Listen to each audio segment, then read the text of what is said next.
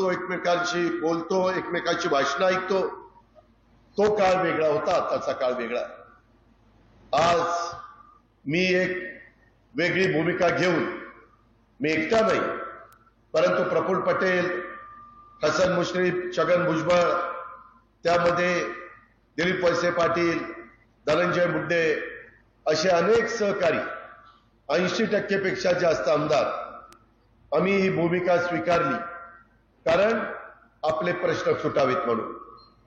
गेल्या काही वर्षामध्ये केंद्राचा बारामती लोकसभा मतदारसंघामध्ये निधी आलेला नाहीये.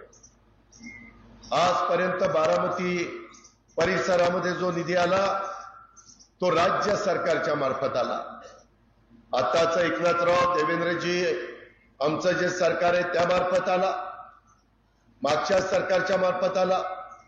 त्याच्यात पण मी एक घटक होतो आणि त्याच्यातनं माझ्या जिल्ह्यात भागाचा कायापालट होण्याच्या करता सिद्धेश्वर निंबोडी पासून इकडं वडाण्यापर्यंत, इकडं आंबे खुर्द बुद्रुक पासून तिकडं जायपत्रेवाडी पर्यंत, बिलारवाडी पर्यंत, तिकडं मुडाळे ढाकाळे तिथपर्यंत, तिकडं चौदरवाडी, अशा पद्धतीनं मुर्टी, मोढवं, मोराळवाडी, ह्या सगळ्या भागामध्ये लोणी बापकर आपण काही ना काही प्रयत्न केले.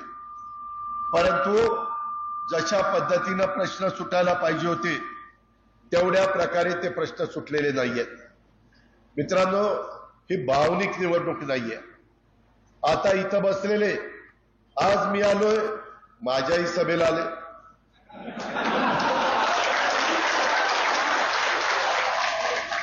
मी ज्यांच्या समोर आता लढतोय ते लोक आले तर तिथंही सभेला जातात. हे दोन डगरीवर कशा करता? आपल्यात एक पद्धत, एक कुकू एकाच लावायचं असतं. हार सगळ्यांचं लावायच्या भानगडीमध्ये पडू नका.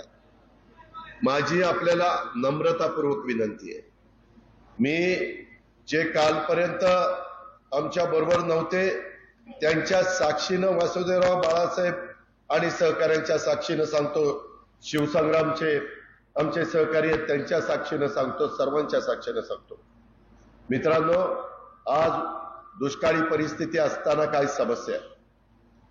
काही लोक कधी तुम्हाला ओळखत नव्हती ती देखील पायाला भिंगरी बांधल्यासारखं येत आहे. वाडी वस्तीवर जात आहे, घरोघरी जात आहे. मी जेवायला येतो, मी चहाला येतो, मी नाश्त्याला येतो. ह्याच्या आधी कधी त्यांना नाश्ता, जेवण, चहा आठवला नाही. ह्याच्या आधी काय माझ्या सोपा परगणा, काय माझ्या सिरसुपा परिसर, काय माझा लोणी बापकर परिसर आणि बाकीच्या भागातल्या समस्या आहेत, ह्याच्याकडे कधी यांनी डुंकून पण बघितलं नाही. अजून पण काही जण प्रचारात येतील, तुम्ही पण आश्चर्यचकित होऊन बघाल. त्या संदर्भामध्ये माझं आपल्याला विनंती आहे की तुम्ही तुमच्या पुढच्या पिढीचं भवितव्य हे त्या ठिकाणी डोळ्यासमोर आणा. त्याच्यामध्ये पानसरे काकांचा काळ गेला, सांगुडे आबांचा काळ गेला, देवीदास कुंभार असेल, विलास खैरे असतील, अनेक जीवाभावाचे सहकारी आपल्यामध्ये आज राहिलेले नाहीये. आज इथं बबनराव आहेत, आज इथं बापूराव आहेत, बबनराव बोरकर साहेब आहेत, बापूराव चांगुडे साहेब आहेत, इतर काही मान्यवर वडीलधारी आहेत. त्याच्या संदर्भातली नवी पण पिढी आहे. नवी पिढीनं आणि या सगळ्यांनी जरा ऐकून नवरा काय उगीच दुपारी डोकं तापवायला लागला. एक तर उन्हाळी तापलंय, तू जरा गप्प बस, माझं भाषण झाल्यानंतर मला भेट.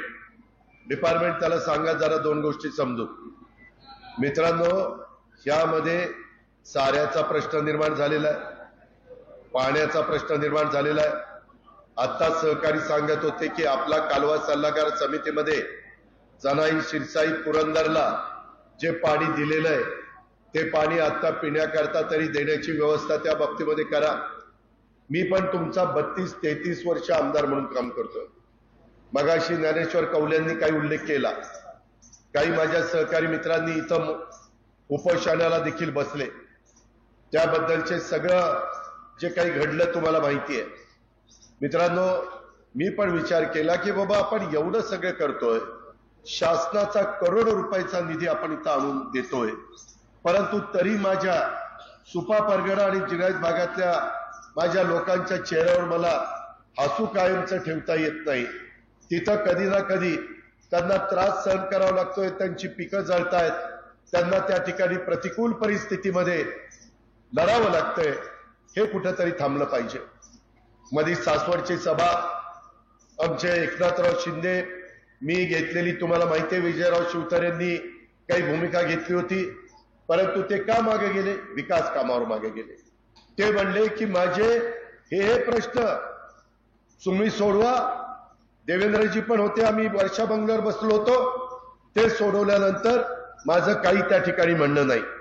आणि अशा पद्धतीनं आम्ही चर्चा केली आणि त्या दिवशी तिथं गुंजवणीचं पाणी असेल, नाझऱ्यामध्ये काही पाणी सोडण्याच्या संदर्भातला प्रश्न असेल, माझं वीर धरणाचं ओव्हरफ्लोचं पाणी दरवर्षी 5 वीर धरणं भरतील एवढं, नंतर नीरा नदीवरून माझ्या नीरा नरसिंगपूरला आणि तिथून चंद्रभागेतनं पार कर्नाटकामध्ये जातं. त्याच्यामध्ये आम्ही नवीन अभ्यास केला. ह्याच्या पाठीमागे तशा मोटारी नव्हत्या. तुमच्या माझ्या घरी 3 हॉर्सपॉवर, 5 हॉर्सपॉवर, 7.5 हॉर्सपॉवर, 10 हॉर्सपॉवर, 15 हॉर्सपॉवर, 12.5 हॉर्सपॉवर, 20 हॉर्सपॉवर, 50 हॉर्सपॉवर अशा मोटारीची सवय. मित्रांनो, तुम्हाला विश्वास बसणार नाही. तुम्ही म्हणाल आज दुपारी अजित पवारला काय झालंय? 1 लाख हॉर्सपॉवरच्या मोटारी तेलंगणामध्ये बसवल्या. 1 लाख हॉर्सपॉवरच्या.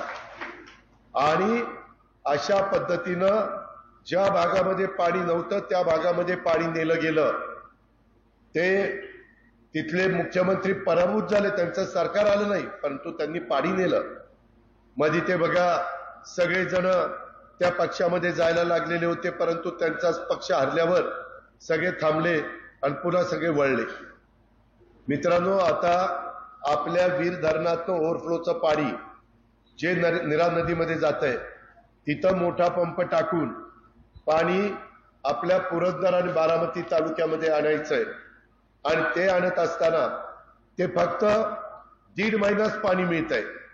त्या 1.5 महिन्यातच सगळं इथं मोठ्या प्रमाणावर, मग ते नाझरा असेल किंवा इतर वेगवेगळ्या प्रकारचे तलाव असतील, मग माझा तरडोलीचा असेल, माझा वाकीचा असेल, माझा सुप्याचा असेल, माझा बोरकरवाडीचा असेल, सगळे तलाव, मी नावं घेत बसत नाही, वाडाण्याचा असेल, त्या तलावामध्ये पाणी टाकण्याच्या करता आपल्याला निश्चितपणे त्या कामाला लोकांना लावलेलं आहे.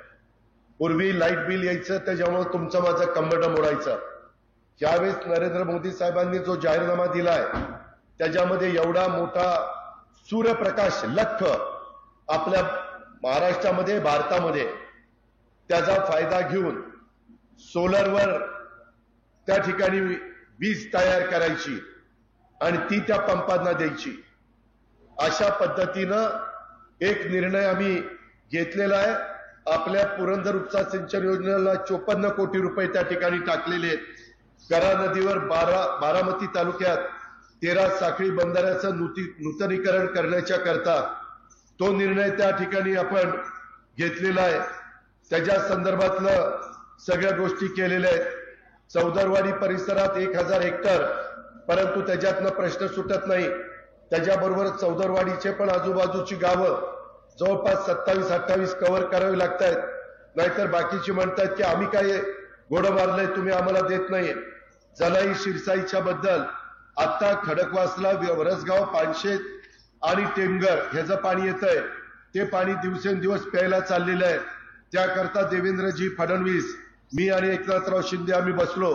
त्याच्यातनं मुळशी धरणातलं पाणी पुण्याला प्यायला घ्यायचं आणि मुळशी धरणाची उंची वाढवायची.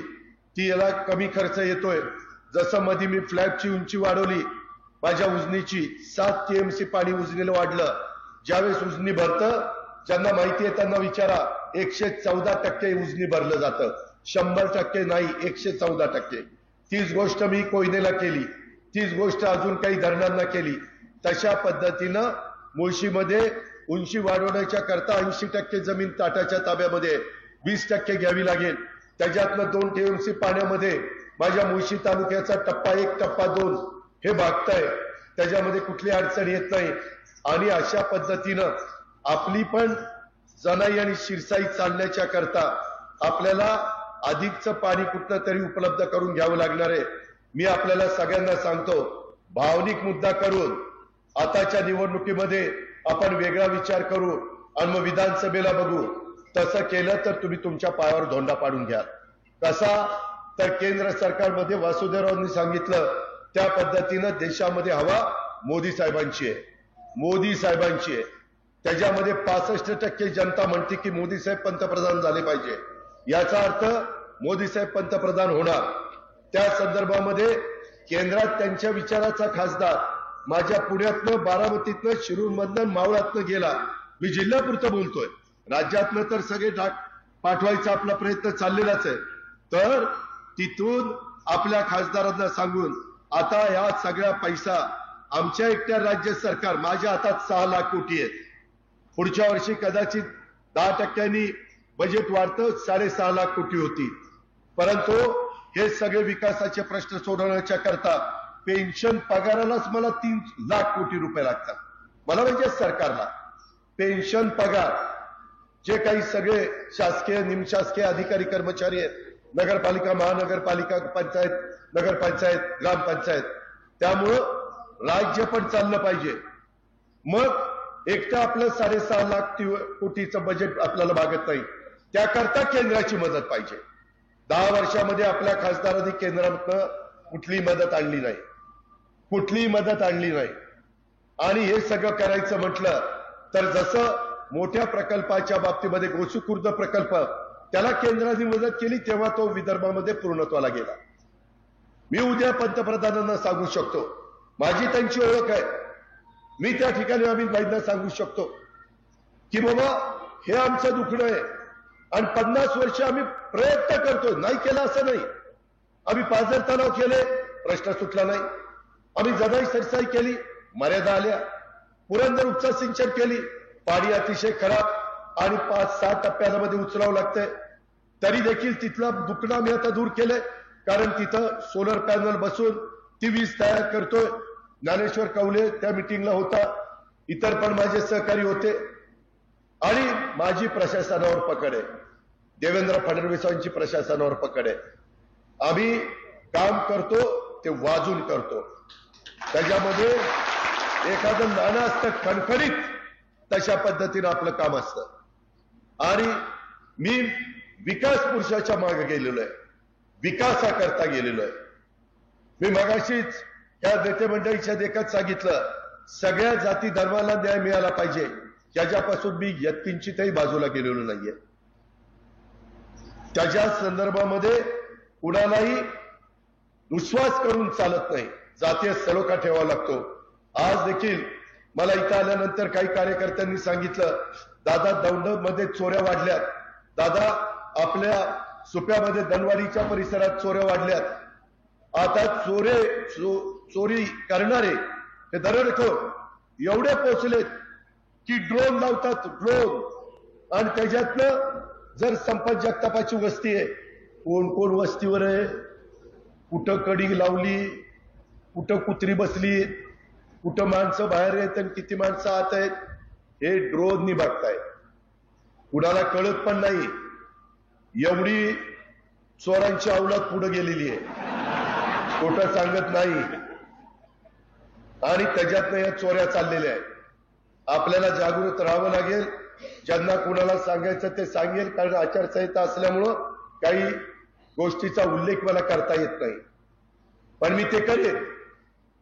देवेंद्रजी आणि मी पण उद्या 18 तारखेला आपला बारामती लोकसभा मतदारसंघाचा फॉर्म भरणार आहे. वासुदेवराव, बाळासाहेब, पुरुषोत्तम दादा, दिलीपराव, सगळे आम्ही तिथं हजर राहणार आहे. तुम्हालाही तिथं यायचं आहे. हे काही तुमच्या माझ्या घरचं लग्न नाहीये, आपल्या प्रपंचाचं भलं कशात होणार आहे ते बघायचं. म्हणून मी सांगतोय, भावनिक होऊ नका. काही जण येतील, माझ्या घरातली भावंड येतील, अरे जरा बघा राव, बघा एवढ्या वेळेस बघा, अरे सारखंच बघितलं, एवढ्या वेळेस काय लावलंय, कधी सोडलं नाही, सारखंच बघितलं की. ही गोष्ट लक्षामध्ये ठेवा. मी आता या सगळ्या गोष्टीच्या संदर्भात उद्याच्या 10 जूनला अधिवेशन होतं, ते आता आचारसंहिता जून पर्यंत चालती. नवीन सरकार यायला थोडा वेळ लागतोय, म्हणून आम्हाला देवेंद्र एकनाथराव आम्हाला 17 जूनला कदाचित अधिवेशन करावं लागेल. त्या अधिवेशनामध्ये हे जे काही आपले बंधाऱ्याच्या बद्दलचे आणि बाकीच्या पाण्याच्या बद्दलचे हे जे काही दुखणारी प्रश्न आहेत, हे आपल्याला मी पिण्याच्या पाण्याच्या योजना करण्याच्या करता मोठे मोठे स्टोरेज टँक केले, तुम्ही बघितलंय, परंतु ते पण कमी पडतायत. कॅनॉलच्या कडेला कितीतरी मोठे स्टोरेज टँक केले, पण त्याच्याकरता आपल्याला मी सांगतोय त्या मार्गाने गेल्याशिवाय राहता येणार नाही. आपण अनेक कामं केली, दर्ग्याच्या करता मदत केली, मशिदीकरता मदत केली, विठ्ठल रुक्मिणीच्या मंदिराचा जीर्णोद्धार करण्याच्या करता मदत केली, अण्णाभाऊ साठे सभागृहाच्या करता मदत केली, रोडची कामं तर प्रचंड त्या ठिकाणी केली. त्याच्यामध्ये अजून कामं करणं बाकी आहे, ती आपण करणार आहे. त्याच्यामध्ये हॉस्पिटल 100 बेडचं काम चाललेलं आहे, 30 बेडच्या हॉस्पिटलचं काम झालेलं आहे, पेयजल योजनेचं काम चाललेलं आहे. त्याच्यामध्ये 50% रक्कम केंद्र सरकारची आहे. सगळे पैसे महाराष्ट्र सरकारचे नाहीत. कोट्यावधी रुपयाच्या योजना पेयजलच्या ज्या देशात चाललेल्या आहेत, हर घर नल ही मोदी साहेबांची योजना आहे. जर 20,000 कोटी रुपयाची कामं किंवा 50,000 कोटी रुपयाची कामं माझ्या महाराष्ट्रामध्ये चालू असतील तर 25,000 कोटी रुपये ते पाठवतात. पहिले पैसे त्यांचे येतात, मग आपण बजेटमध्ये तरतूद करतो, ते पैसे देतो. मित्रांनो, आपण आहे ते मोठं कोयना किंवा उजनी सारख्या धरणासारखं आहे आपलं बजेट, त्यांचं समुद्रासारखं आहे. त्याच्यावर समुद्राची साथ मिळाल्याशिवाय हे प्रश्न त्या ठिकाणी मला पुढं नेता येणार नाही. आणि ते नेण्याच्या करता उद्या मला उथळ माथ्यानी वासुदेवराला, बाळासाहेबाला, पुरुषोत्तम दादाला, माझ्या सुपा परगणा लोकांना उथळ माथ्यानी तिथं जायला पाहिजे की आता तुमच्या विचाराचा खासदार दिला, आता आम्हाला पैसे द्या, आता आमची ही कामं करा. आम्हाला त्या ठिकाणी वेळ पडली तर वर्ल्ड बँकेचे पैसे डायरेक्ट आम्हाला घेता येत नाही, केंद्र सरकारच्या मार्फत घेता येतात. जायका जपान गव्हर्नमेंट 0.5% पैसे देतं. किती? 0.5%. जे आपण तिथे 1,000 कोटी रुपये पुण्यामध्ये आणलेत, तसे पैसे आणावे लागले तर त्या पद्धतीनं केंद्राची मदत लागते. काही जण सांगतील आपल्यातले पण केंद्रामध्ये होते, पण त्यावेळेस तशा पद्धतीनं प्रश्नाची सोडवणूक झाली नाही. ही गोष्ट नाकारता येणार नाही. ठीक आहे, आपलं आहे तर आहे ना, परंतु आपलं जळतंय ना, ते कुणी वाचवायचं? सुपाकरांनो, मला माहिती आहे, मी सगळा आढावा घेत असतो. त्याच्यामध्ये वेगवेगळ्या गावात काय चाललंय, कसं चाललंय, कुठं काय काय पाणी झिरपतंय, कुठं कोण गप्पा मारताना काय मारतंय, असं नाहीये. तुम्ही जर आत्ताची संधी आहे, आपल्याला विमानतळ करायचंय, केंद्राची मदत पाहिजे. आपल्याला टर्मिनल करायचंय, केंद्राची मदत पाहिजे. आपली बारामती फलटण रेल्वे धुळकात पडली होती. ज्यावेळेस मी सरकारमध्ये त्यांच्याबरोबर गेलो आणि सांगितलं मोदी साहेब हे काम मला करून पाहिजे, मोदी साहेबांनी ऑनलाईन त्या दिवशी भूमिपूजन केलं. इतके वर्ष काम झालं नाही, त्याचा विचार तुम्ही केला पाहिजे. मला घसा कोरडा करायला काही मी मोकळा नाहीये. जे खरं आहे, मी तुमचं नेतृत्व करतोय 7 टर्म, मला माझ्या लोकांना समजून सांगण्याची गरज आहे, म्हणून सांगतोय भावनिक होऊ नका. त्याच्या संदर्भामध्ये त्या रेल्वेचं काम सुरू झालंय. जाहीरनाम्यामध्ये अनेक वंदे भारत ट्रेन सुरू करायच्या. आपल्याला पुन्हा दौंड लोकल सुरू करायची. माझा तर प्रयत्न आहे ती लोकल सुरू केली की ती दौंड पासून बारामती पर्यंत आणायची, म्हणजे बारामती दौंड पुन्हा सारखी लोकल. कुणाला जायचंय यायचंय, जायचंय यायचंय, जा या कामा करता सकाळच्या पेट्रोल नका जाऊ. हे आपण करतोय. स्वस्त प्रवास रेल्वेचा प्रवास आहे. गाडी नेली तर पार्किंगची गैरसोय होती. गाडी नेली तर कधी कधी वेडेवाकडे प्रकार घडतात. सुरक्षित पण तेवढं राहत नाही. म्हणून हे आपल्याला केल्याशिवाय गत्यंतर नाही. मी आपल्याला अतिशय नम्रतापूर्वक सांगतो, माझा अजून देखील 5-10 वर्ष काम करण्याची धमक आणि ताकद माझ्यामध्ये आहे. तसं इतरांनी काय काम केलंय तुम्हाला माहिती आहे. इतरांनी अजूनही बऱ्याच कार्यकर्त्यांना नावानिशी तर कोणी ओळखत नाही. स्वपाना तू पण कधी कधी बिघडतो. फोन करून मला सांगितलं, दादा आलो, वळणावर आलो. पण आता वळण सोडू नको, रस्ता सोडू नको. तुलाही भावनिक करतील, तुला तर मोठं पुढारी व्हायचंय. आपली गावात दौडला असताना तो इलेक्शनला लढायचा, फॉर्म भरायचा. ठीक आहे. दुसरी गोष्ट मित्रांनो, मी अनेक बाबी आता बबनराव बोरकर बसलेत. CSR मध्ये किती कोटी रुपये त्यांना दिले, कुणी दिले? तरडोलीच्या परिसरामध्ये बंद पाईपलाईन मधून कुणी पैसे मंजूर करून आणले? परवा 3-4 कोटी रुपये म्हणून मंजूर केले. कशाला म्हणतात 3-4 कोटी रुपये? अरे 5 रुपये 5 कुणाला कोण देत नाही. आणि आज कोट्यावधी मी कशामुळे करतो? आज त्यांची मोठ्या लोकांची माझी ओळख झाली. इतक्या दिवस माझी ओळख मोठ्यांची नव्हती. मी आपला खाली कार्यकर्ता म्हणून काम करत होतो. तुम्ही जरा आत्मचिंतन, आत्मपरीक्षण करा. 90 ना मी राजकारण सुरू केलं. 90 पासून कालपर्यंत, मागच्या निवडणुकीपर्यंत कधी नेत्यांना एक फॉर्म भरल्यानंतर शेवटच्या सभेला यायचे की नाही? आता का गावोगावी फिरतात? का मला विरोध करतात? मी इतके वर्ष साथ नाही दिली. कशात कमी पडलो? आणि त्यामुळे मी सांगतोय की याच्यामध्ये भावनिक होऊ नका. त्या संदर्भामध्ये हे आता कुणी फिरतंय. जरा 7 तारखेचं मतदान होऊ द्या. 8 तारखेला ह्याच्यातल्या 2-4 लोकांनी तर नाही परदेशी दौरा काढला तर नावाचा यांचं काम नाही. या लोकांचं काम नाही. आता उगीच येत आहेत असं तसं काय गुळगुळ सांगतायत. आता काहींनी आम्ही टँकर देऊ, आम्ही चारा देऊ, आम्ही छावणी देऊ, आम्ही डेपो उभा करू. 7 तारीख होऊ द्या. याच्यातल्या एकाने जर तुम्हाला तोंड दाखवलं, याला म्हणेल ते ऐकू. नंतर मीच आहे. आम्ही महायुतीच आहोत, दुसरं कोण नाही. त्याच्यामध्ये एकनाथराव शिंदेच आपल्याला मदत करणार आहे, देवेंद्र फडणवीसच मदत करणार आहे. आणि ते जी कमिटी असती डिझास्टर मॅनेजमेंटची, त्याचे प्रमुख आहेत अमित शहा. कुठं दुष्काळ पडला, कुठं गारपीट झाली, कुठं अवकाळी पाऊस पडला, कुठं अतिवृष्टी झाली, जे काही संकट येतात त्या संकटाकरता केंद्राचा निधी लागतो. त्याला एसडीआरएफ असं म्हटलं जातं. आणि NDRF हे 2 मधनं आपण निधी आणतो. कुठं दरडी कोसळल्या, कुठे गावाच्या गावं गाडली गेली, काही घडलं तरी केंद्र पैसा त्याच्यामध्ये देतं. त्याच्यामुळं मला देवेंद्रजींना, एकनाथरावांना आम्ही त्यांना ऑलरेडी सांगितलंय की आम्हाला दुष्काळामध्ये आम्ही कुठे तुम्हाला पैसा कमी पडू देणार नाही, तुम्ही काळजी करू नका.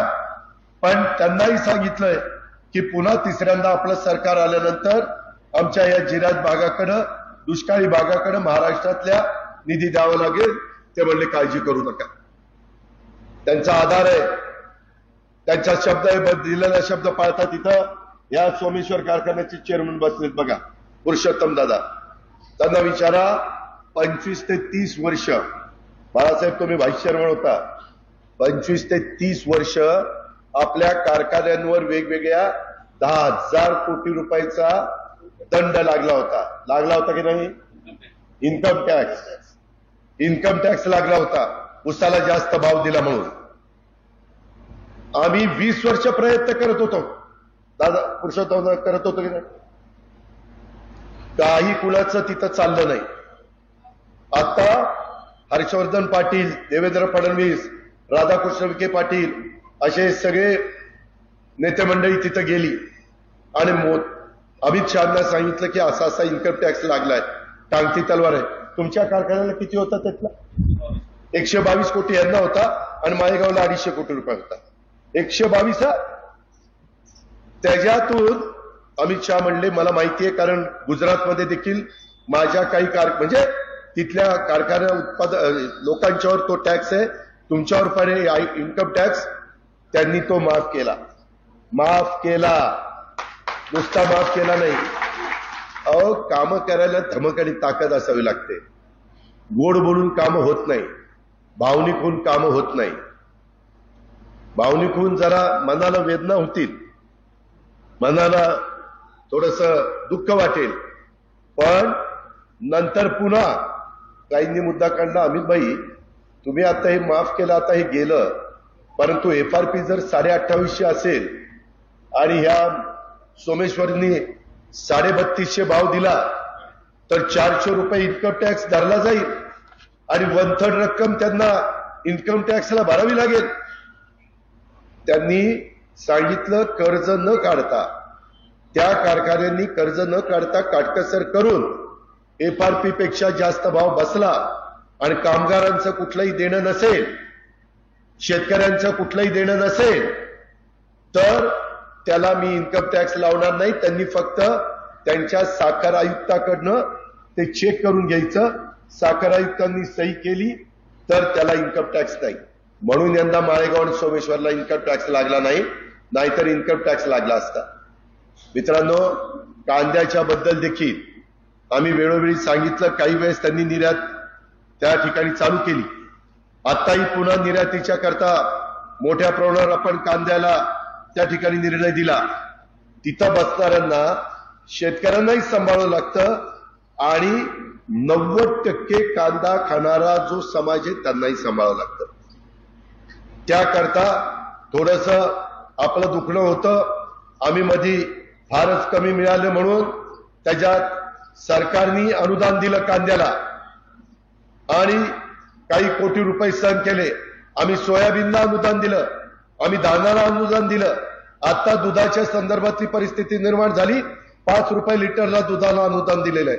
काहींनी मला तक्रार केली की दादा आमचे ते व्यवस्थितपणे पैसे अजून मिळाले नाहीत, काहींचे राहिलेत. थोडस ऑनलाईन असल्यामुळं काहीतरी त्याच्यात मिस्टेक झाली होती.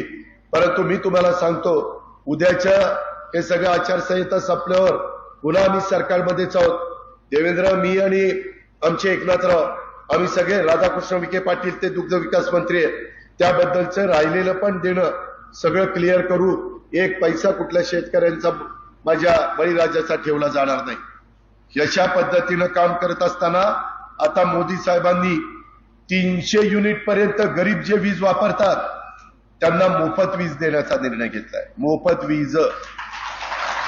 आणि नरेंद्र मोदी साहेब जे बोलतात ती मोदी साहेबांची गॅरंटी आहे. ते म्हणतात मोदी की गॅरंटी आहे आणि लोक टाळ्या वाजवतात. लोकांना विश्वास आहे. इथं जसं तुम्हाला अजित पवार की गॅरंटीचा विश्वास आहे, तसा तिथं मोदी की गॅरंटी. आता आपल्याला आपली गॅरंटी, तिथली गॅरंटी, तिथला फायदा उठवायचा. हे दुसरं कोणी उठू शकत नाही. दुसरा कोणी उठू शकत नाही. वेळ होतो याची मला जाणीव, पण मी तुम्हाला ह्याच्यात शिरावं म्हणून सांगतोय. इथनं ऐकून इथं काढू नका बाहेर. आणि पुन्हा येणे माझ्या मागल्या आहेच. दादा ही तिकडे गेला आणि दादा ही इकडे गेला. गाव पातळीचे प्रश्न आहेत. मी जर कुठे मदत करत असेल, कमी मदत झाली तर माझ्यावर नाराजी आहे. 25-15चा पैसाच आम्हाला दिला, हे कामच आम्हाला दिलं नाही, हे काम दुसऱ्यालाच दिलं, टेंडरच आम्हाला भरून दिलं नाही. असल्या काही काही गोष्टी मला माझ्या सहकाऱ्यांनी पण सांगितल्या आणि भाजपच्या पण माझ्या मित्रपक्षांनी माझ्या कानावर घातल्या. त्या मी दुरुस्त करी. माझ्या कानावर हे अलीकड फिरताना दादाचं काय नाही रे, दादा लय कामाचा माणूस आहे, पण दादाच्या खालची पिल्लावळ लय बेकार आहे. अरे पण त्या पिल्लावळी करता मला का दोष देताय? माझ्या बायकोला का दोष देताय? तिला काय घोडं मारलंय? त्याकरता ग्रामपंचायतीच्या निवडणुकीत बघू त्या पिल्लावळीचं काय करायचंय. ती पिल्लावळ योग्य वाटत नसेल तर जिल्हा परिषद तालुका पंचायतीला बघू, किंवा इतर ज्या निवडणुका तुमच्या हातात आहेत. काही एवढ्यावर बापूराव संपलं नाही. टोपी टोपी तुमचं अंगणवाडीचं पाणी पुरवठ्याचं धनवाडीचं हनुमान पाणी पुरवठ्याचं कर्ज या अजित पवारांनी माफ केलं, दुसऱ्या नाही केलं. शंकरराव भाऊ वासुदेवराव खासदार होते तेव्हा भाऊंनी इथं कर्ज मंजूर केलं होतं आणि बिचारे आमच्या भूविकास बँकेचं कर्ज इतकी बिचारी मेटा कुटीला आली, काय ती चालना, काय ती पाणी निघना, शेवटी जमिनी जातात का अशा प्रकारचा प्रसंग आला, रडायची पाळी आली. परंतु आम्ही लोकांनी ते धनवाडी हनुमान पाणी पुरवठ्याचं कर्ज माफ त्या ठिकाणी केलं. आपल्याकडे फॉरेस्टचे पण प्रश्न आहेत. मगाशी मी तुम्हाला सांगितलं की त्यामध्ये आपण फॉरेस्टचा शेवटचा निर्णय यांना विचारा. पहिलं फॉरेस्टचं काम येतं पुण्यातलं जातं नागपूरला, नागपूरला जातं भोपाळला आणि भोपाळनं जातं दिल्लीला. दिल्लीला मोदी साहेबांच्या विचाराचा खासदार जाईल तरच काम होईल ना, का मोदी साहेबांना शिव्या देणाऱ्या खासदाराचं काम होईल? तुम्हीच सांगा. मी तर काय काम न करता रोज भाषणच देत बसलो असतो, पण भाषणही द्यावी लागतात आणि कामही करावं लागतं. त्याकरता आपण सगळ्यांनी ह्या गोष्टीचा विचार करा. मित्रांनो, मध्ये आपल्याला पाणीपट्टी जास्त यायला लागली. तुम्हाला माहिती आहे, एकनाथराव शिंदे, देवेंद्र फडणवीस आणि आम्ही महायुतीच्या सरकारमध्ये असताना तुम्हाला पुन्हा पूर्वोत पाणी ते बिल यायला 650 कोटी रुपये सरकारने तिजोरीत भरले. त्या म्हणजे तिजोरीत नाही, महावितरणला. आता पूर्वीसारखाच विजेचा दर लागलेला आहे. विजेच्या बद्दल हे कुणी भरले? आम्ही लोकांनी भरले. आता काही जण काय करतात बर का वासुदेवराव, काय यांनी काय यांच्या पदरचं दिलं, काय सरकारचं दिलं? अरे मग तुम्ही केंद्र सरकारचं का आणू शकला नाही? सरकारचं दिलं म्हणजे द्यायची पण धमक लागली ना. आणि मला फक्त बारामती तालुक्यात नाही तर आमचा दौंड असेल, पुरंदर असेल, इंदापूर असेल, खडकवासला असेल, बोरवेला, मुळशी असेल, या सगळ्या भागामध्ये आपल्याला बदल करायचा. आणि तशा प्रकारचा शब्द सासवडला एकनाथरावांनी मी आणि वर्षा बंगल्यावर देवेंद्र असताना दिलेला. त्याकरता ही निवडणूक बाबांनो महत्वाची आहे. आता इथं काही लोकांनी वेगवेगळी निवेदन दिली की पाण्याचा प्रश्न आहे. दादा, कित्येक वर्ष आम्ही पाण्यासाठी तडफडतोय, आता मात्र आपण ही परिस्थिती बदलावी अशी आमची आग्रहाची मागणी आहे. कायमस्वरूपी काहीतरी तोडगा काढा. इथून मागे आम्ही तुमच्याबरोबर होतो, इथून पुढे हा जन्म आम्ही राहू, परंतु आमचं तडपणं बंद करा. पाण्याचा प्रश्न खूप ज्वलंत आहे, त्यासाठी मार्ग काढा. म्हणूनच हे अभ्यास करून हा सगळा मार्ग काढलाय. पण त्याकरता 7 तारखेला तुमच्या पवित्र मताची गरज घड्याळाला आहे, घड्याळाला आहे. तुम्ही आता गार्डी साहेब, तुम्ही पांडुरंगा, त्याच्या संदर्भात या सगळ्यांना जरा व्यवस्थित सांगा. काही वडीलधारे जरा जुना काळ आठवत असेल तर त्यांना म्हणत जुना काळ आता थोडा बाजूला ठेवा, आता नवीन काळ बघा. आता सासूचे 4 दिवस संपलेत, आता सुनेचे 4 दिवस येऊ द्या असं सांगा ना. काय सासू सासू सासू सुनेने काय नुसतं बघत बसायचं? बाहेरची बाहेरची बाहेरची असं कुठं असतं का? असतं का? आपण घरची लक्ष्मी म्हणून त्यांच्याकडे बघतो राव. 40 वर्ष झाली तरी बाहेरची, किती वर्ष झाल्यावर घरची? सांगा बहिणींनो. बघा बाबा, आता या सगळ्या गोष्टीचा विचार आपण त्या ठिकाणी केला पाहिजे. मित्रांनो, माझी तुम्हाला विनंती आहे की या बाकीच्याही संदर्भामध्ये आपल्याला या सगळ्या गोष्टी सोडायच्या असतील. मी दुधाचं अनुदानाचं सांगितलं, इतर पण काही वेगवेगळ्या शिक्षणाच्या बद्दल पण मी तुम्हाला मदत केली. मार्केट कमिटीचं भूमिपूजन करत असताना 1 रुपया खिशात नव्हता, उदळ टाकली, टिकाव टाकला आणि मुंबईला गेलो. एकनाथराव शिंदे, देवेंद्रजीशी बोललो. म्हणलं आमच्या मार्केट कमिटीला काहीतरी द्यावं लागेल आणि म्हणलं तुमची फक्त संमती द्या, मी कसं द्यायचं ते बघतो. ते म्हणले ठीक आहे देऊन टाका. 7.5 कोटी रुपये लगेच पाठवून दिले. 7.5 कोटी रुपये पाठवून दिले. आणि तिथं आता गाळे वगैरे होतील, तिथं व्यवस्थितपणे व्यापाऱ्यांचे होतील. माझ्या शेतकऱ्यांचा माल बिल सगळी झाडं बिडं लावतो, ते माल कसं करतो आता बघा तुम्ही. असं आपल्याला अनेक ठिकाणी करायचंय. भावनिक होऊ नका. गावच्या काही लोकांचे राग उद्याच्या निवडणुकीवर काढू नका. मी सांगितलेल्या या सगळ्या गोष्टी अजून खूप आहे माझ्याकडे सांगायला, पण वेळ बराच झालेला आहे आणि आपल्याला काही एकदाच भेटायचं नाही. मी पुन्हा पुन्हा तुम्हाला सांगतो की शेवटी गावोगावी येऊन नमस्कार केला जाईल. तो अधिकार लोकशाहीमध्ये सगळ्यांचा आहे. पण गावोगावी येऊन नमस्कार केला तरी कोट्यावधी रुपयाचा निधी मिळू शकत नाही, मंजुऱ्या मिळू शकत नाही. हे पुरंदर, माझं जनाई शिरसाई आणि माझं करा नदीचे बंधारे आणि आपलं नाझरं, मित्रांनो आमच्याकडे जी योजना आहे ती आम्ही गुंजवणी तर चालू करणारच. त्याचं ओव्हरफ्लोचं पण पाणी कसं खाली आणता येईल, तरडोली वाकी या वेगवेगळ्या तलावामध्ये तोही आहे. मी आता ठरवलेलं आहे, तुम्ही मला 30-35 वर्ष एवढं दिलंय, एवढं प्रेम केलंय, एवढं पाठीवर ओझं टाकलंय की अक्षरशः मी वाकून गेलोय. पण माझं मन त्या ठिकाणी सारखं मला सांगतंय की अजित पवार तुझ्यावरच काहीतरी जबाबदारी आहे.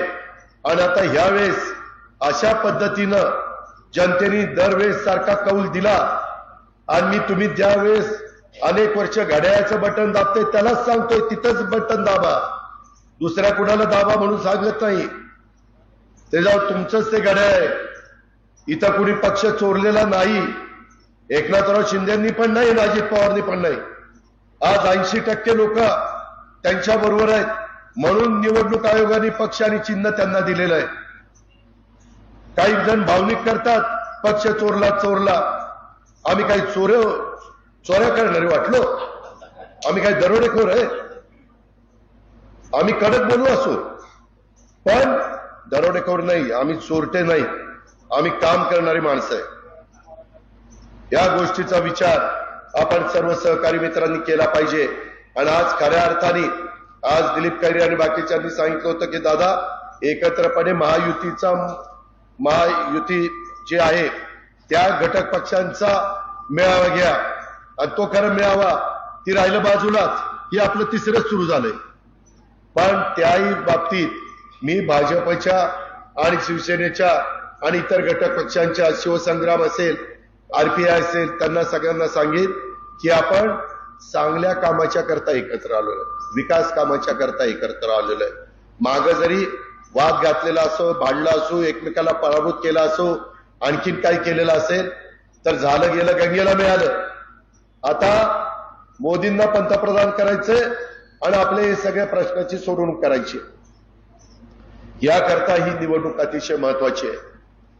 एवढ्या पुरतं नाही, मित्र परिवार, भावकी, सोयरे, दायरे सगळ्यांना त्या ठिकाणी सांगा, जातीचा, पातीचा, नात्याचा, गोत्याचा विचार करू नका. मला अल्पसंख्याक समाजाला सांगायचंय, अजिबात काही चुकीचा प्रचार करण्याचा प्रयत्न करतील, मी तुमच्या पाठीशी काही चुकीचं होऊन देणार नाही. माझ्यावर विश्वास ठेवा. ही गोष्ट आपण सगळ्यांनी ध्यानामध्ये घ्या. मोठ्या प्रमाणावर गुंतवणूक होणारे कारखाने आपल्याला आणायचे, त्याच्यातनं आपल्याला रोजगार निर्माण करायचा आहे. काही जण म्हणतात लोकसभेला इकडे द्या, विधानसभेला दादाला द्या. नाही, लोकसभेला पण मलाच पाहिजे, विधानसभेला त्यावेळेस काय विचार करायचा ते करू. लोकसभेला मलाच पाहिजे. का तर केंद्राचा निधी आणायचा आहे, का तर तिथं मोठा निधी आहे तो आणायचा आहे. ते आणल्याशिवाय कायमचं पाण्याचं दुखणं बापूराव सुटणार नाही, बबनराव सुटणार नाही. हे आपण सगळ्यांनी लक्षात घ्या. बरोबर ना सोपाना? अरे हसणं जरा तुझ्या आयला. आणि कुठली वाडी त्यामध्ये सगळं कळतं, कुठल्या बूथवर काय झालं ते. ते काय झाकून राहत नाही. त्याच्यावर कुठं कुठं थांब सोपाने मी बोलतो. नमस्कार. सोपांची अलीकडे तब्येत सुधारली. त्या संदर्भामध्ये मी तुम्हाला सांगेन, तुम्ही जरी म्हणला की दादा काळजी करू नका, सगळ्याला समजून सांगू, अमक करू, तरुणांनाही समजून सांगा, वडीलधारांना समजून सांगा, आय वडील तुम्ही पण सगळ्यांना समजून सांगा.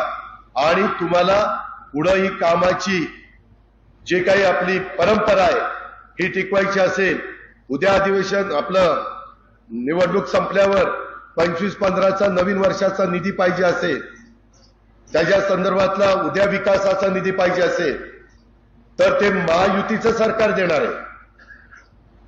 त्याच्या संदर्भामध्ये डीपीसीचा निधी ते कोणतरी पालकमंत्री असतो जिल्ह्याचा, त्याच्या हातात असतो वाटतं द्यायचं, आणि ती तुम्हाला सांगतोय म्हणजे अजित पवारच देणार आहे. जिल्हा परिषद आज अस्तित्वात नाही, तो निधी सीओ देतात. उद्या सीओला मी चंद्रकांत दादा पाटलांनी सांगितलं तर ते आमचं ऐकेल का तुमचं ऐकेल? कुणाचं ऐकेल? विचार करा ना. त्याच्या संदर्भात पीएमआरडीचे प्रश्न, इतर पण प्रश्न आहेत, आणि म्हणून या सगळ्या प्रश्नाची सोडवणूक आणि राहिलेलं आपल्या छत्रपती शिवाजी महाराजांच्या पुतळ्याच्या संदर्भातलं एक काम राहिलंय. दरेकर बाबा तुम्ही पण मला सांगितलं, माझ्या तरुणांनी पण मला सांगितलं, अनेकांनी सांगितलेलं आहे, ते पण त्या ठिकाणी चांगल्या पद्धतीनं करून देण्याचं काम मी करीन. हा माझा तुम्हाला शब्द आहे.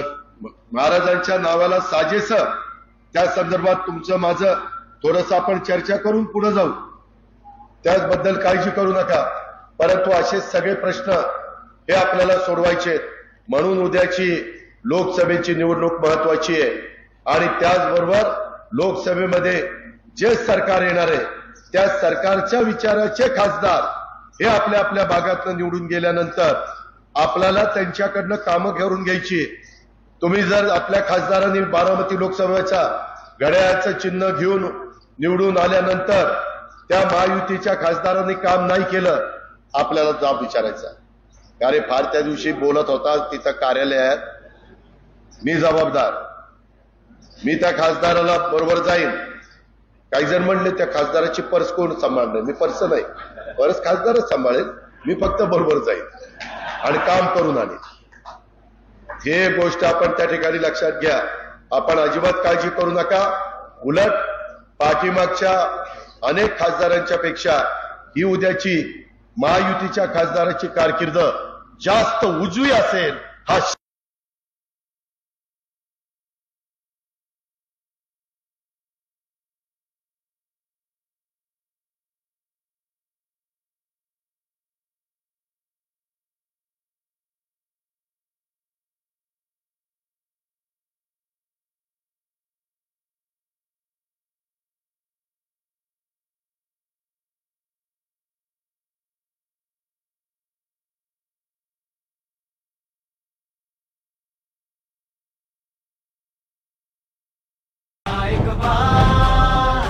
कमळाचे बट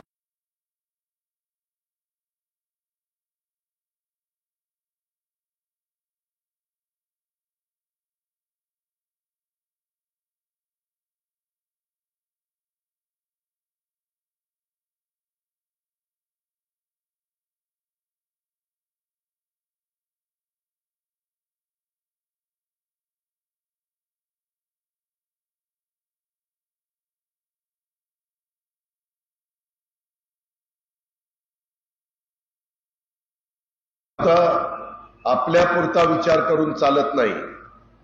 तर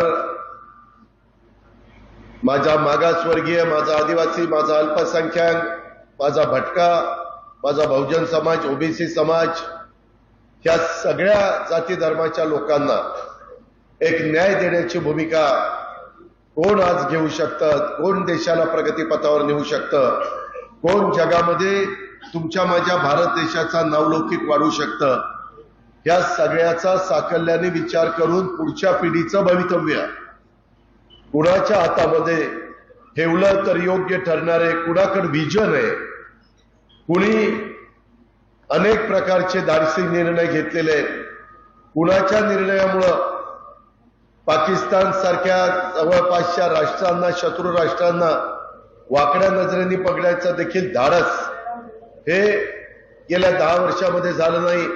एकदा झालं त्यावेळेस पुलवामा करून कशा पद्धतीनं त्यांचं कंबरड मोडण्याचं काम केलं हा सगळा इतिहास आहे. 371वा कलम माफ करण्यात आलं. त्यामुळं आता आपण भारतातली कुठलीही व्यक्ती जम्मू काश्मीरला जमीन घेऊ शकते. एकनाथराव शिंदे, देवेंद्रजी, आम्ही महाराष्ट्राच्या लोकांना तिथं महाराष्ट्र सदन असावं, लोक कधी जम्मू काश्मीरला गेले तर तिथं राहता यावं म्हणून मधल्या काळामध्ये आम्ही देखील तिथं जमीन महाराष्ट्र सरकार म्हणून घेतलेली आहे. अशा खूप काही गोष्टी मित्रांनो आपल्याला सांगता येतील. परंतु मागच्या अनेक निवडणुका आपण एकमेकाला ओळखतो, एकमेकांशी बोलतो, एकमेकांची भाषणं ऐकतो.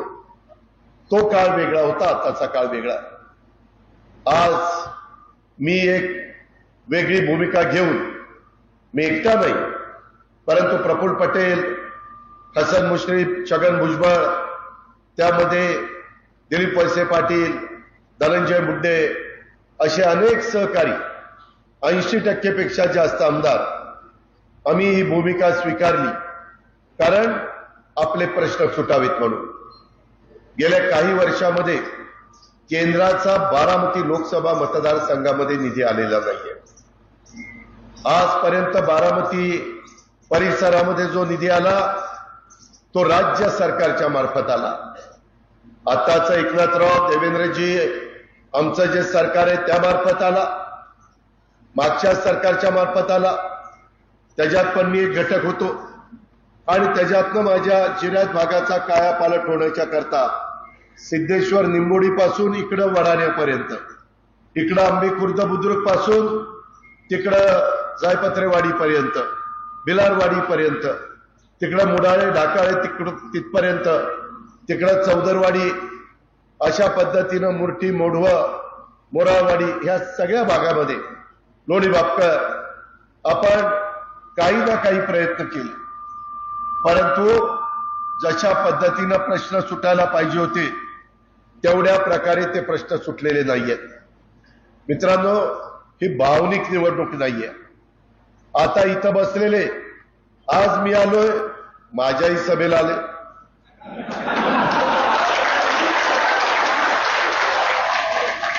मी ज्यांच्या समोर आता लढतोय ते लोक आले तर तिथंही सभेला जातात. हे दोन डगरीवर कशा करता? आपल्यात एक पद्धत, एक कुकू एकाच लावायचं असतं. हार सगळ्यांचा लावायच्या भानगडीमध्ये पडू नका. माझी आपल्याला नम्रतापूर्वक विनंती आहे. मी जे कालपर्यंत आमच्या बरोबर नव्हते त्यांच्या साक्षीनं, वासुदेवराव बाळासाहेब आणि सहकाऱ्यांच्या साक्षीनं सांगतो, शिवसंग्रामचे आमचे सहकारी आहेत त्यांच्या साक्षीनं सांगतो, सर्वांच्या साक्षीनं सांगतो. मित्रांनो, आज दुष्काळी परिस्थिती असताना काय समस्या आहे? काही लोक कधी तुम्हाला ओळखत नव्हती ती देखील पायाला भिंगरी बांधल्यासारखं येत आहे. वाडी वस्तीवर जात आहे, घरोघरी जात आहे. मी जेवायला येतो, मी चहाला येतो, मी नाश्त्याला येतो. ह्याच्या आधी कधी त्यांना नाश्ता, जेवण, चहा आठवला नाही. ह्याच्या आधी काय माझ्या सोपा परगणा, काय माझ्या सिरसुपा परिसर, काय माझा लोणी बापकर परिसर आणि बाकीच्या भागातल्या समस्या आहेत ह्याच्याकडे कधी यांनी डुंकून पण बघितलं नाही. अजून पण काही जण प्रचारात येतील, तुम्ही पण आश्चर्यचकित होऊन बघाल. त्या संदर्भामध्ये माझं आपल्याला विनंती आहे की तुम्ही तुमच्या पुढच्या पिढीचं भवितव्य हे त्या ठिकाणी डोळ्यासमोर आणा. त्याच्यामध्ये पानसरे काकांचा काळ गेला, सांगुडे आबांचा काळ गेला, देवीदास कुंभार असेल, विलास खैरे असतील, अनेक जीवाभावाचे सहकारी आपल्यामध्ये आज राहिलेले नाहीये. आज इथं बबनराव आहेत, आज इथं बापूराव आहेत, बबनराव बोरकर साहेब आहेत, बापूराव चांगुडे साहेब आहेत, इतर काही मान्यवर वडीलधारी आहेत. त्याच्या संदर्भातली नवी पण पिढी आहे. नवी पिढीनं आणि या सगळ्यांनी जरा ऐकून नवरा काय उगीच दुपारी डोकं तापायला लागला. एक तर उन्हाळी तापलंय, तू जरा गप्प बस, माझं भाषण झाल्यानंतर मला भेट. डिपार्टमेंट त्याला सांगा जरा दोन गोष्टी समजू. मित्रांनो, यामध्ये चाऱ्याचा प्रश्न निर्माण झालेला आहे, पाण्याचा प्रश्न निर्माण झालेला आहे. आता सहकारी सांगत होते की आपला कालवा सल्लागार समितीमध्ये जनाई, शिरसाई, पुरंदरला जे पाणी दिलेलं आहे ते पाणी आता पिण्याकरता तरी देण्याची व्यवस्था त्या बाबतीमध्ये करा. मी पण तुमचा 32-33 वर्ष आमदार म्हणून काम करतोय. मगाशी ज्ञानेश्वर कौल्यांनी काही उल्लेख केला, काही माझ्या सहकारी मित्रांनी इथं उपोषणाला देखील बसले. त्याबद्दलचे सगळं जे काही घडलं तुम्हाला माहिती आहे. मित्रांनो, मी पण विचार केला की बाबा आपण एवढं सगळं करतोय, शासनाचा करोडो रुपयाचा निधी आपण इथं आणून देतोय, परंतु तरी माझ्या सुपा परगणा आणि जिनायत भागातल्या माझ्या लोकांच्या चेहऱ्यावर मला हसू कायमचं ठेवता येत नाही. तिथं कधी ना कधी त्यांना त्रास सहन करावा लागतोय, त्यांची पिकं जळतायत, त्यांना त्या ठिकाणी प्रतिकूल परिस्थितीमध्ये लढावं लागतंय. हे कुठंतरी थांबलं पाहिजे. मधी सासवडची सभा आमचे एकनाथराव शिंदे, मी घेतलेली तुम्हाला माहिती आहे, विजयराव शिवतारेंनी काही भूमिका घेतली होती, परंतु ते का मागे गेले? विकास कामावर मागे गेले. ते म्हणले की माझे हे प्रश्न तुम्ही सोडवा. देवेंद्रजी पण होते, आम्ही वर्षा बंगल्यावर बसलो होतो, ते सोडवल्यानंतर माझं काही त्या ठिकाणी म्हणणं नाही. आणि अशा पद्धतीनं आम्ही चर्चा केली आणि त्या दिवशी तिथं गुंजवणीचं पाणी असेल, नाझऱ्यामध्ये काही पाणी सोडण्याच्या संदर्भातला प्रश्न असेल, माझं वीर धरणाचं ओव्हरफ्लोचं पाणी दरवर्षी 5 वीर धरणं भरतील एवढं, नंतर नीरा नदीवरून माझ्या नीरा नरसिंगपूरला आणि तिथून चंद्रभागेतनं पार कर्नाटकामध्ये जातं. त्याच्यामध्ये आम्ही नवीन अभ्यास केला. ह्याच्या पाठीमागे तशा मोटारी नव्हत्या. तुमच्या माझ्या घरी 3 हॉर्सपॉवर, 5 हॉर्सपॉवर, 7.5 हॉर्सपॉवर, 10 हॉर्सपॉवर, 15 हॉर्सपॉवर, 12.5 हॉर्सपॉवर, 20 हॉर्सपॉवर, 50 हॉर्सपॉवर अशा मोटारीची सवय. मित्रांनो, तुम्हाला विश्वास बसणार नाही. तुम्ही म्हणाल आज दुपारी अजित पवारला काय झालंय? 1 लाख हॉर्सपॉवरच्या मोटारी तेलंगणामध्ये बसवल्या. 1 लाख हॉर्सपॉवरच्या. आणि अशा पद्धतीनं ज्या भागामध्ये पाणी नव्हतं त्या भागामध्ये पाणी नेलं गेलं. ते तिथले मुख्यमंत्री पराभूत झाले, त्यांचं सरकार आलं नाही, परंतु त्यांनी पाणी नेलं. मध्ये ते बघा सगळेजण त्या पक्षामध्ये जायला लागलेले होते, परंतु त्यांचाच पक्ष हरल्यावर सगळे थांबले आणि पुन्हा सगळे वळले. मित्रांनो, आता आपल्या वीर धरणातनं ओव्हरफ्लोचं पाणी जे नीरा नदीमध्ये जात आहे, तिथं मोठा पंप टाकून पाणी आपल्या पुरंदर आणि बारामती तालुक्यामध्ये आणायचंय. आणि ते आणत असताना ते फक्त 1.5 महिनाच पाणी मिळत आहे. त्या 1.5 महिन्यातच सगळं इथं मोठ्या प्रमाणावर, मग ते नाझरा असेल किंवा इतर वेगवेगळ्या प्रकारचे तलाव असतील, मग माझा तरडोलीचा असेल, माझा वाकीचा असेल, माझा सुप्याचा असेल, माझा बोरकरवाडीचा असेल, सगळे तलाव, मी नावं घेत बसत नाही, वाडाण्याचा असेल, त्या तलावामध्ये पाणी टाकण्याच्या करता आपल्याला निश्चितपणे त्या कामाला लोकांना लावलेलं आहे. पूर्वी लाईट बिल यायचं, त्याच्यामुळे तुमचं माझं कंबरडं मोडायचं.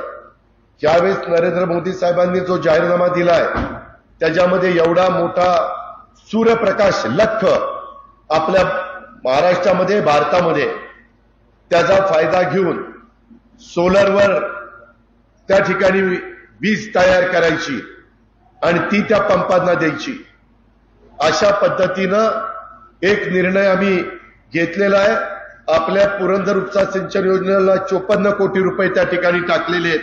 करा नदीवर बारामती तालुक्यात 13 साखळी बंधाऱ्याचं नूतनीकरण करण्याच्या करता तो निर्णय त्या ठिकाणी आपण घेतलेला आहे.